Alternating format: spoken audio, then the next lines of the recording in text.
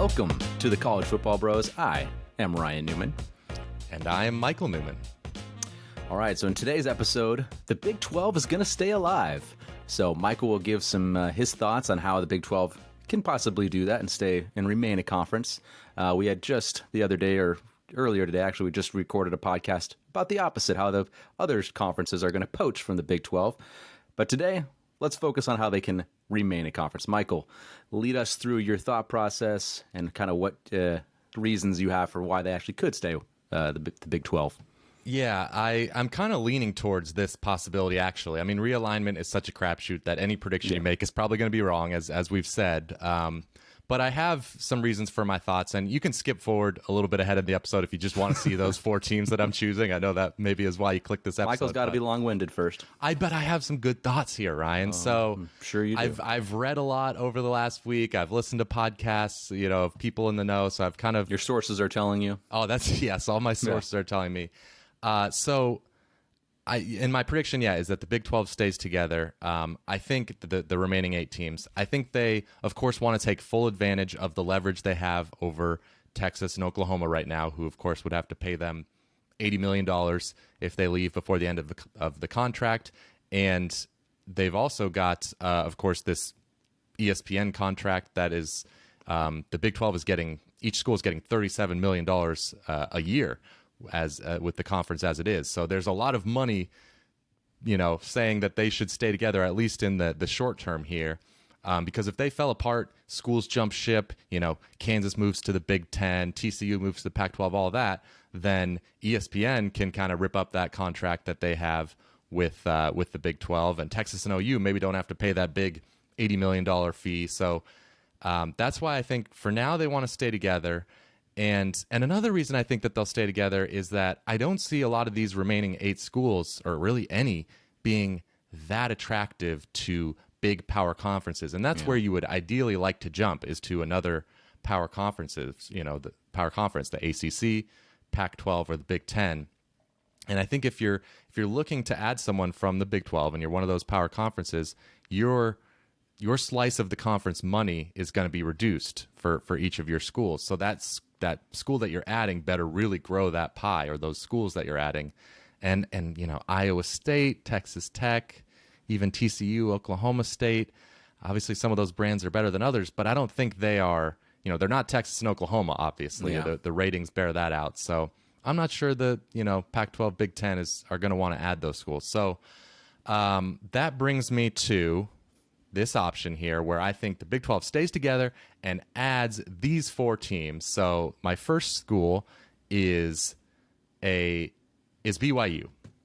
They are a national brand. That's why they've been able to survive as an independent in football the past several years. On the field, they're, of course, typically very good.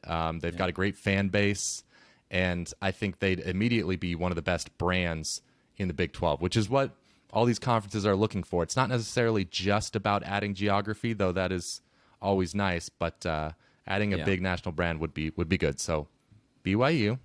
Makes sense.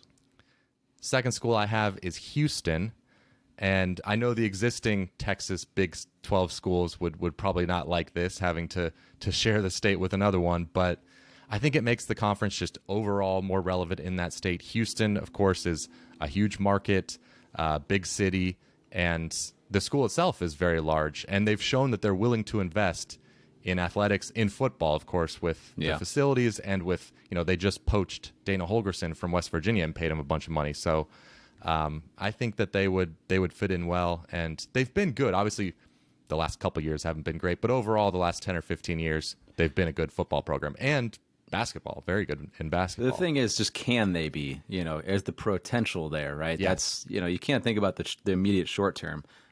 Houston has that potential. Yeah, they have huge potential.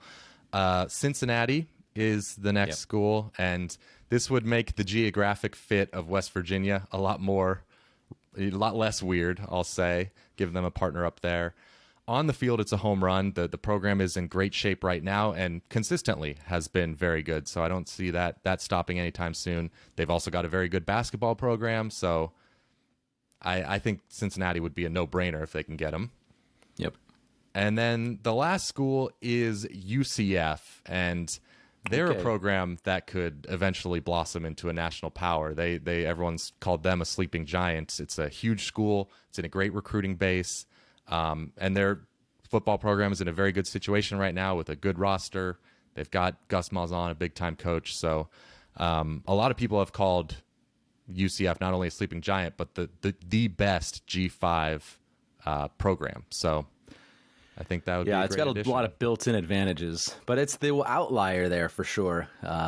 It would be in that conference and be kind of way out there in Florida, and everybody else is. But hey, that's not West Virginia was there, so it's not like it's that much different. Yeah, so.